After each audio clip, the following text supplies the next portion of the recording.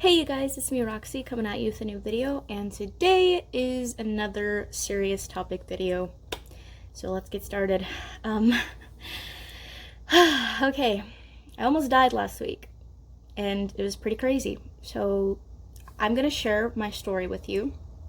This is not for you to choose a side between the medical professional and me. There's a lot of crazy things that I'm gonna tell you, okay? This is not for you to get angry at one person or the other. This is just me sharing what happened to me, okay?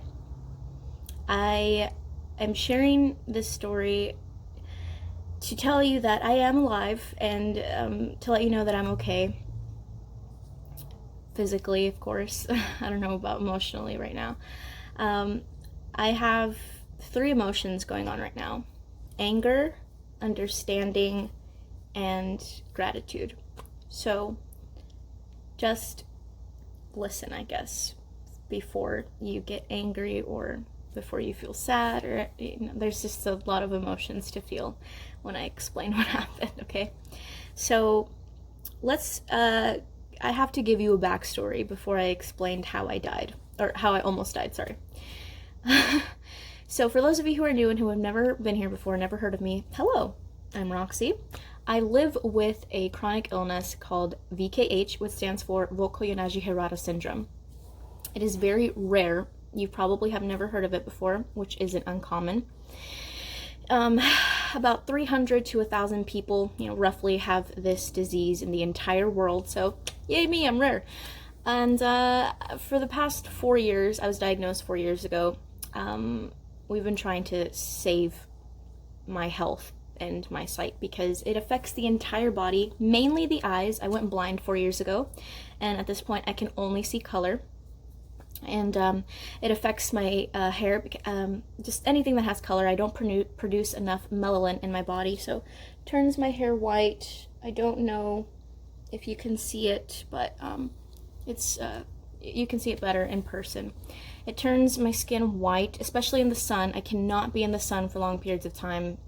It's mostly my legs, though. My face, not so much, but my legs in the sun, they just turn white like a vampire, like a ghost, okay? And then if I'm in the sun for a long time, or if I'm really hot, my face starts to swell up, and I physically get ill in the sun, which is weird.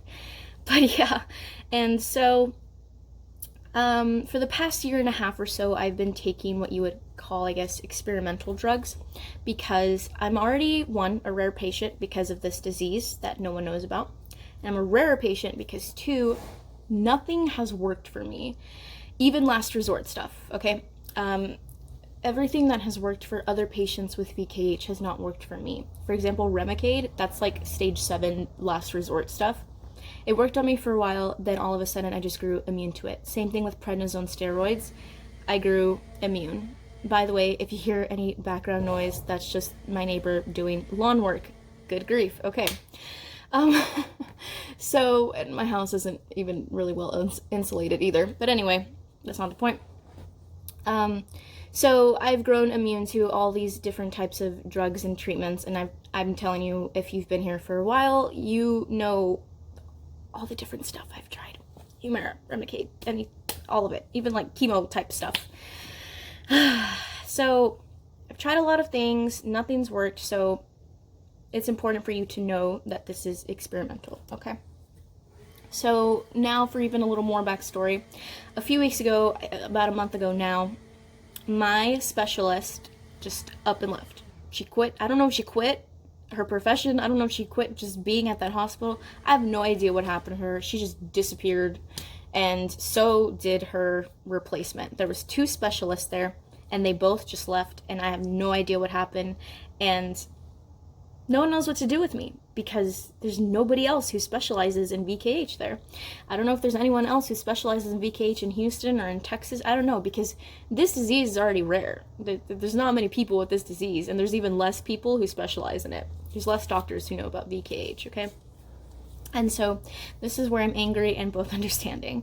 So the responsibility of my care was just thrown onto the lap of this doctor who had never worked with me before and who isn't a specialist in VKH. I'm sure he knows about uveitis and stuff like that, but not my disease. in general, because it's not just an eye disease, it's a full body disease. It affects my immune system like crazy. So anytime I get sick, I will literally stay sick for weeks to months on end. The longest recorded time that I've stayed sick was 3 months and 2 weeks. Not an exaggeration. And that's just like regular sick. That's not the flu. That's just like allergies and stuff like that, you know? Like, I will just throw up and just be sick, you know? Like, that's just how it is. And, yeah, it's crazy. So I had been on this drug, Prograf, tacrolimus, for a few months now, probably this whole year. I think I might have even started in December or November. I don't remember. But it wasn't at its therapeutic level, I'm guessing. It just wasn't working for me. It wasn't strong enough. And so he doubled the dosage. So when he doubled it, at first it was 3 pills at night, 3 pills in the morning and 3 pills at night. It's a 12-hourly drug, I guess. And so then when he doubled it, 6 in the morning, 6 at night. So that's what I was taking 12 pills a day. And I didn't question it because he's a doctor. He obviously knows more than I do. I didn't go to school. Come on, you know, I'm not gonna question that.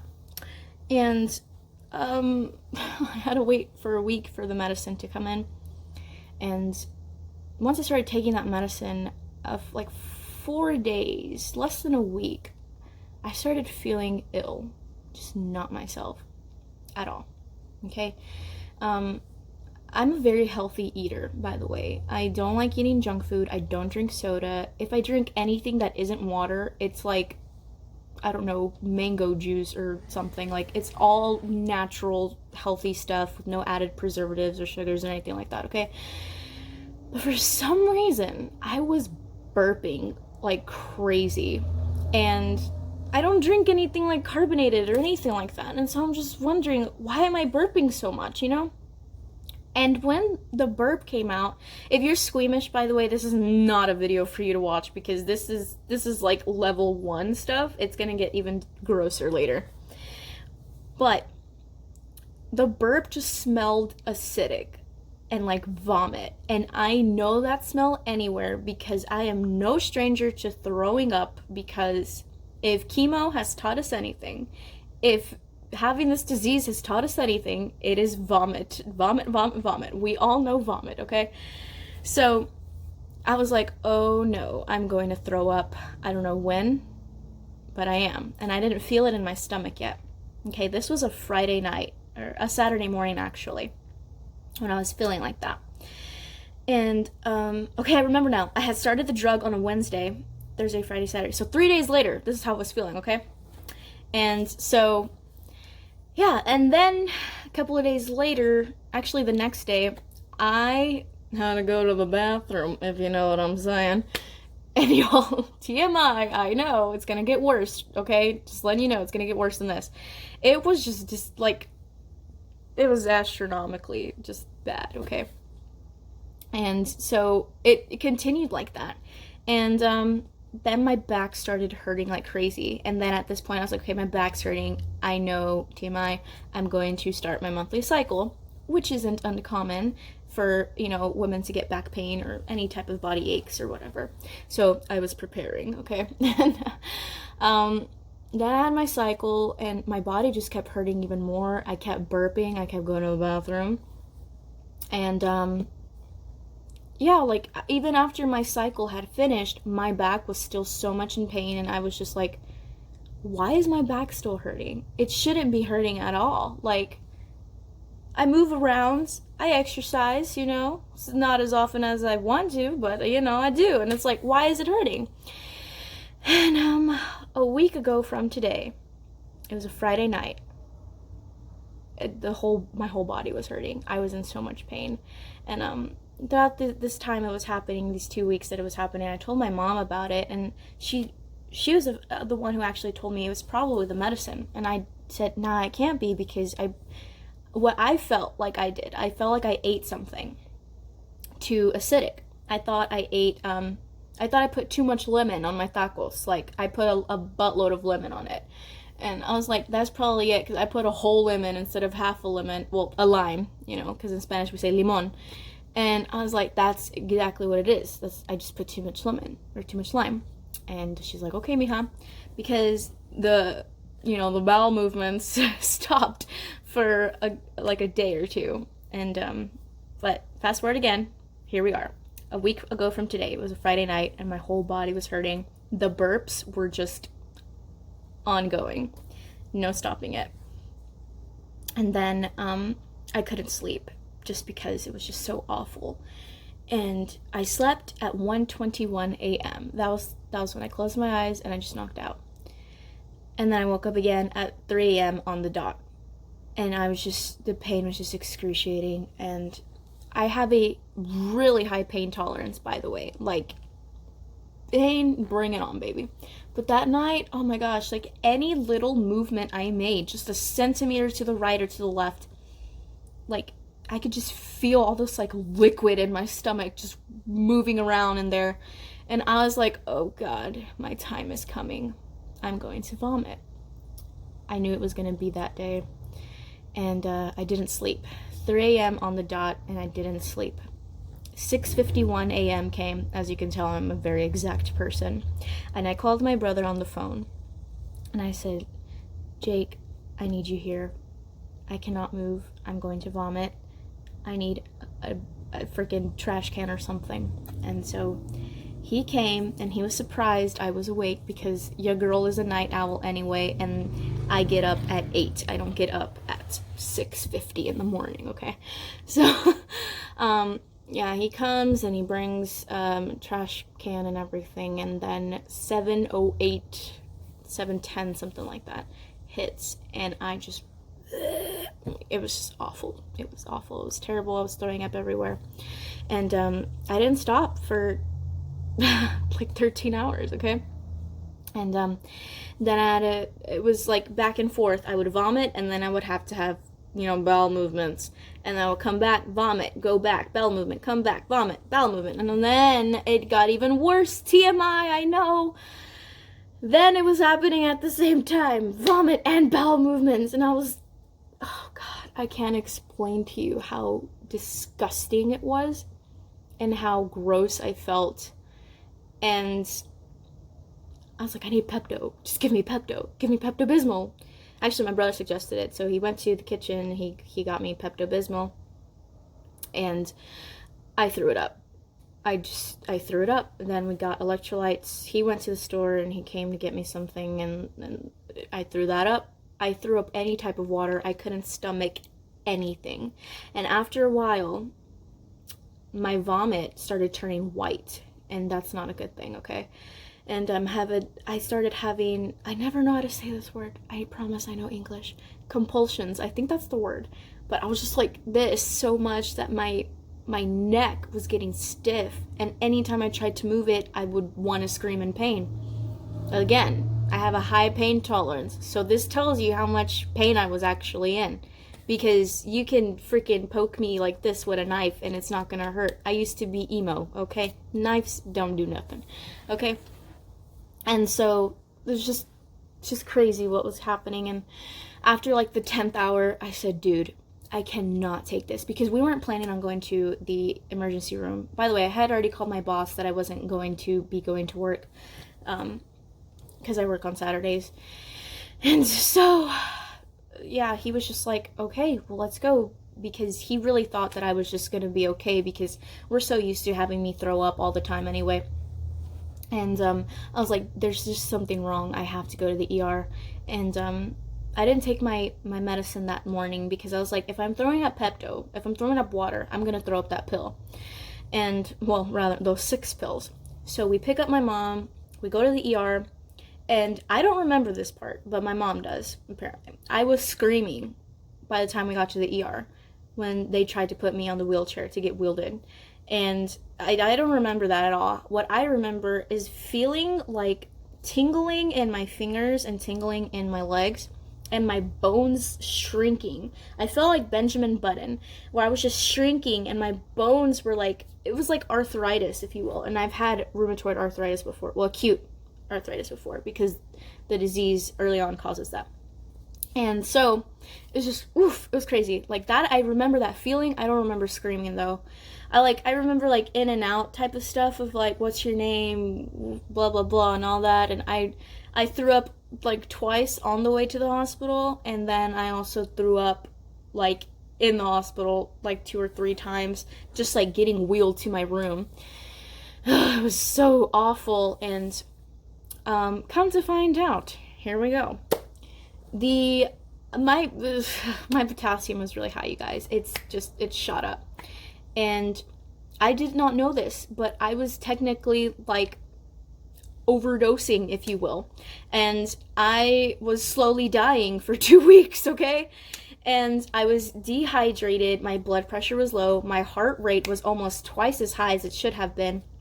My guts were inflamed, my white blood count just went up, just spiked up like too much, and I could have experienced heart failure according to my doctor, and it was just really, really scary. God bless Dr. Renita, wherever she is right now in this moment. Lord, give her $100, like let her find $100, because she was on it. Like she treated me like immediately.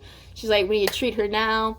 And it was just crazy. I was just like this, like hooked up to so many machines. I don't know. Yeah, it was crazy. She like was the beginning of like saving my life, basically. I don't know how to word that, but it's because of her, man. Because of her. And so, yeah, and then they were like, you have to stay the night. So I got admitted. The crazy thing is they were out of beds, and so I had to get transitioned or moved to another hospital. And so I got to ride in the ambulance for the first time. Isn't that crazy? I've been to the hospital like hundreds of times in my life, and I've never been inside the ambulance. I mean, I've been inside an ambulance, but not to like actually for me to go to the hospital. And so it was actually a pretty cool ride. So God bless Alex and John, my paramedics, for being outstanding, treating me with care, being very fragile. I'm fragile, being very gentle with me, a fragile person. I couldn't stand, so I had to get carried. I had to get wheelchaired to the freaking bathroom and everything. And so it was like 2:30 in the morning, and I finally arrived to the new hospital I was staying in, which is St. Luke's in the medical center in Houston. And just a quick shout out to my nurses. I know there's more of you, but Henry, Stephanie, Nancy, Andrea, Jessa, and Jessica, and just every single one of you, and Naomi, and everyone for just helping me, because it was a lot. It was a lot. I don't want to cry, so I'm not going to cry. But Henry and Stephanie especially, thank you so much from the bottom of my heart. I don't know if you'll ever see this video, but just thank you so much for helping me, because when I got admitted into St. Luke's, I couldn't stand or move for myself, and so sorry, Henry helped me a lot. He helped me get in bed, he helped me get out of bed, he helped me walk, and I can't explain in enough words to show my gratitude. I can't explain how grateful I am for helping me walk, because I'm already disabled, man, okay? I have a problem accepting help. I've always had as a little kid, and even before I was disabled, and I just really love to do things by myself in my own way. I love being independent, and so the fact that I couldn't walk on my own was, I guess, dehumanizing, I guess you could say. And I didn't like that. And so, Henry, if you ever watch this video, just thank you so much from the bottom of my heart. Yeah. And yeah, then I was there the next day, and I had more nurses who helped me, man, and I was on a liquid diet. It was lame, not gonna lie. Nah, not that lame. I had veggie broth, so it was cool. I burned my tongue, and that hurt. I was on a liquid diet up until the last day. And I'd also like to thank specifically as well Stephanie Chu. I don't know if you'll ever see this video either, but if you are, just thank you so much, because that day, I don't remember what day I came home or what day I was supposed to come home, but I was already discharged and I just didn't feel right leaving the hospital.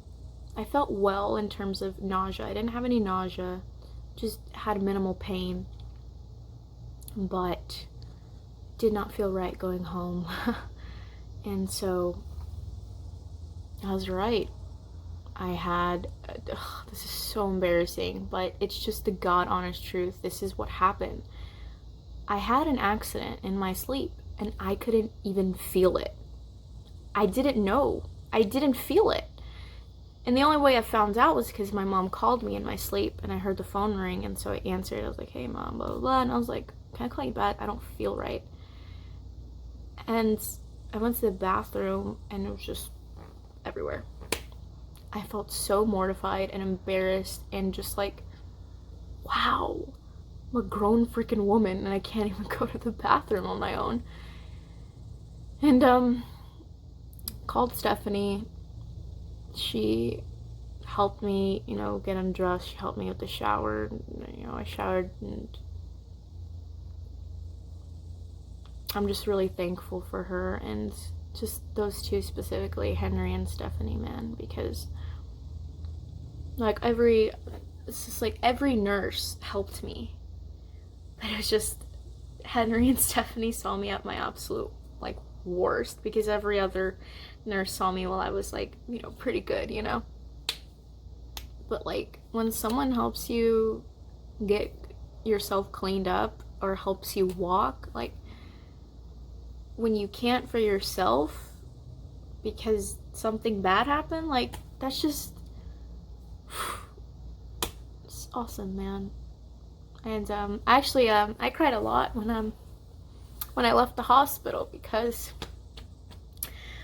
like I said, I just can't frickety frack, I'm crying.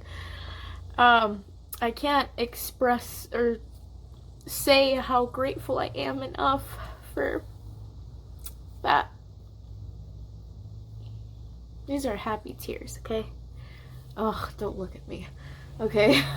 This is the second time I cry, man, in my freaking videos. What the heck? Lame. Anyway. Yeah, thank you guys. Thank everyone for saving my life and helping me recover.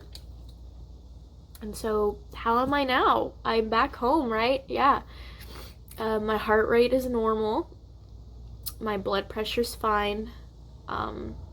Potassium levels are normal again. Everything's normal, which is good. But it's the being home part that has been driving me kind of crazy, and I actually felt safer in the hospital. It's been a week and I haven't gone into my room.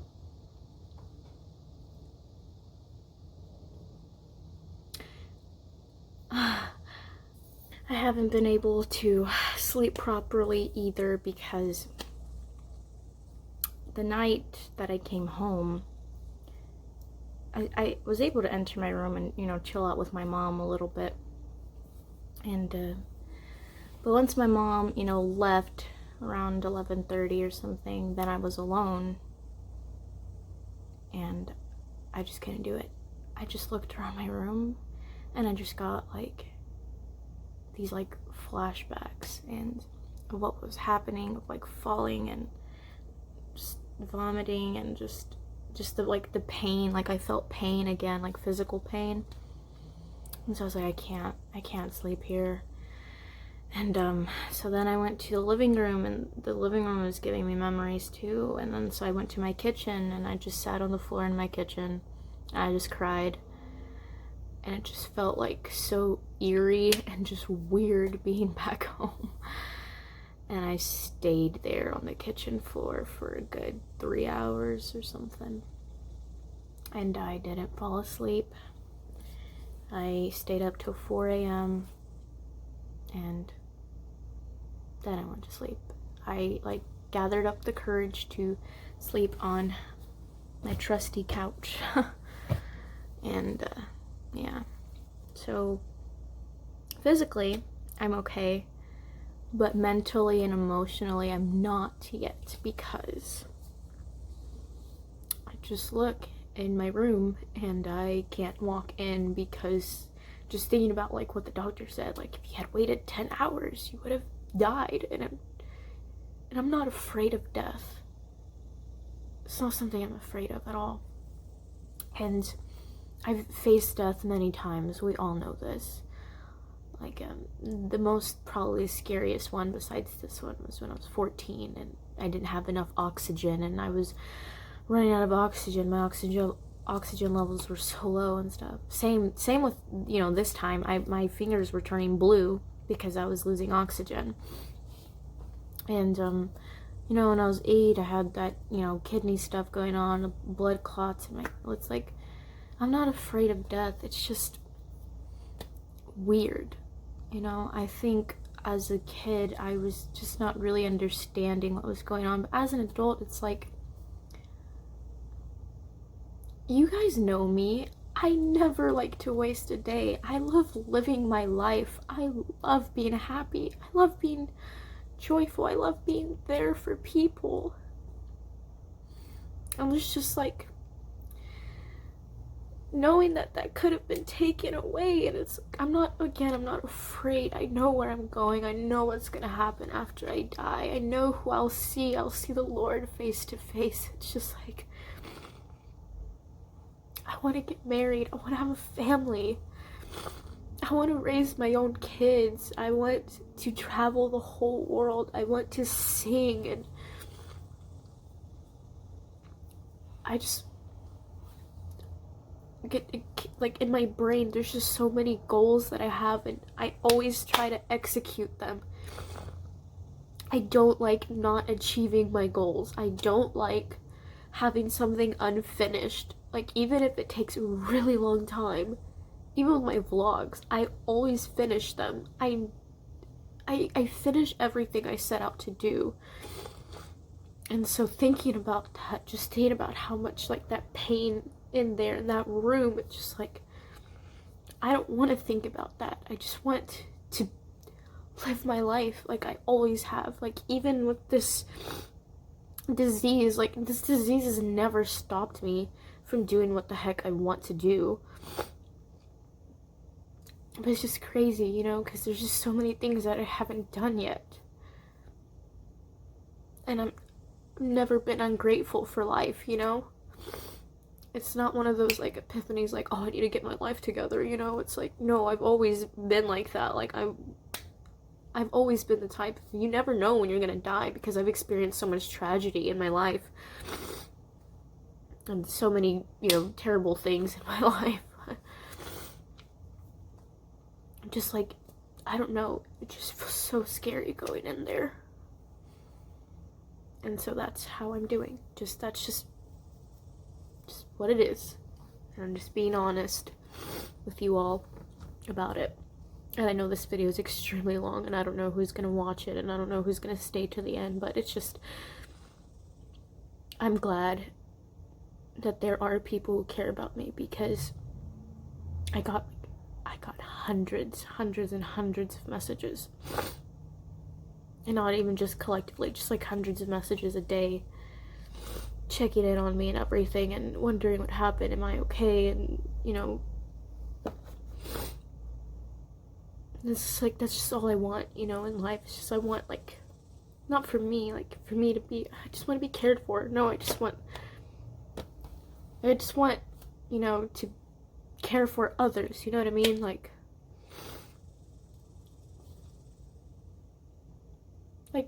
How could I do that dead, How can I be there for someone if I'm not there? I can't. I just want to write music and share it to the world and, you know, let people know that they're not alone. I want to be like the hug for people. I want people to know Jesus. To me, he's the only reason I'm alive. I'm sorry, I look ugly, I'm sorry, but I haven't slept. I slept at 6 a.m. and I woke up at 9 and I kept going in and out of sleep, and I haven't slept properly in a week. You know, when I got admitted, I hadn't slept in, 30 hours.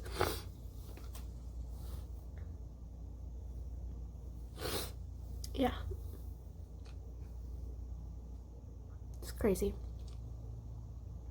I'm just really grateful to be alive. And to hug my friends. Even though I really can't right now because we're in a pandemic, but I'm just really grateful. I mean, I've always been grateful to be alive. I never try to take a day, I never try to, take a day for granted, but I think especially like right now, I'm just, really grateful because I don't want to be the first to die. I can't, it sounds so conceited, but it's just like I know people care about me. And like I want to like carry just everyone's burdens, you know what I mean? Like, it just sounds so stupid, I know, but I just want to carry everyone's burden. I don't want people to feel pain. Like, I just want to like feel the pain for other people. I want to be the one to cry for other people. I don't want people to cry over me, Like, I don't know. It's weird, but I've been a wreck since last week, really.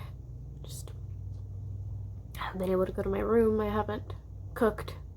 I still can't eat fully yet, I've, been eating, a cup of soup every day, just trying to, work on eating, and it's still hard to eat right now because my appetite hasn't fully come back yet. I'm still recovering, and yeah, that's all I have to say.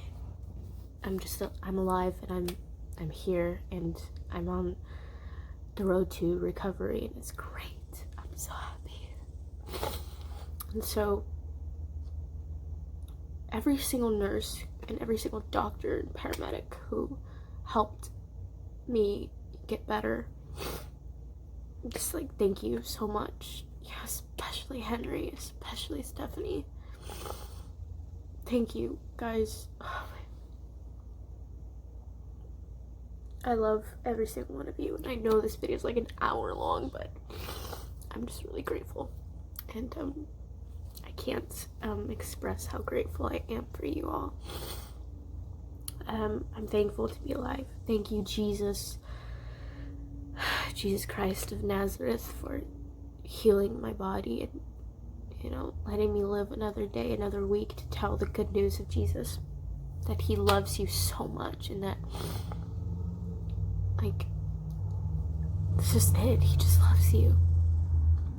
He doesn't want to see you in pain. He doesn't want you to suffer, Of course, we all do sometimes, but he just wants to be there for you, and he loves you. And so I'm very grateful that I know where I'm going when I die. But I mean, to you?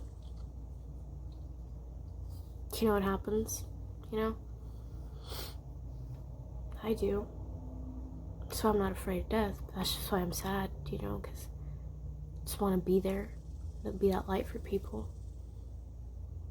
Just talk to Jesus, man. He freaking rocks. Like, ultimately, Jesus saved my life. Jesus really just, used the doctors and nurses to help me, but Jesus, yeah. I love you guys so much. Thank you for listening. If you made it this far, comment down your favorite emoji or your taco emoji. I love you guys so much, and stay groovy.